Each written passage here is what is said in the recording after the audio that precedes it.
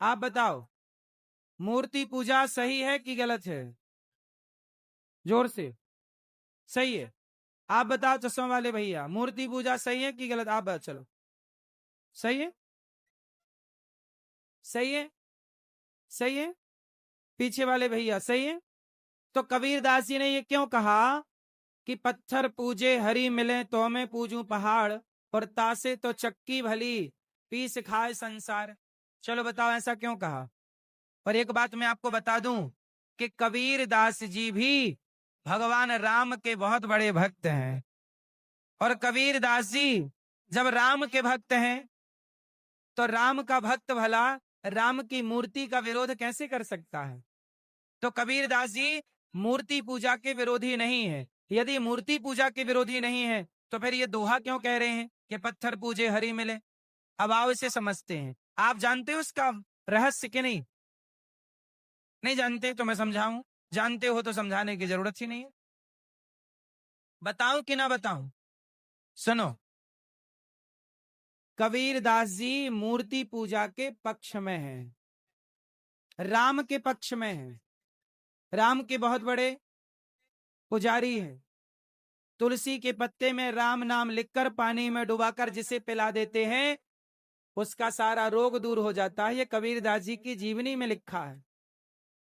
कबीरदास जी रामानंदाचार्य जी के चेला हैं, शिष्य हैं।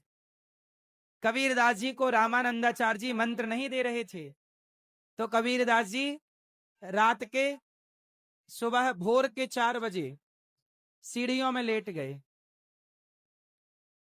कि गुरुजी ऐसे तो मंत्र दे नहीं रहे हैं, तो लेट गए। वो मैया भी लेट गई पीछे। मैया जागो मेरी माँ। कबीरदास जी लेटे तो मैया बोली मैं भी लेट लऊं। सुनो, कबीरदास जी सीढ़ियों के नीचे लेट गए।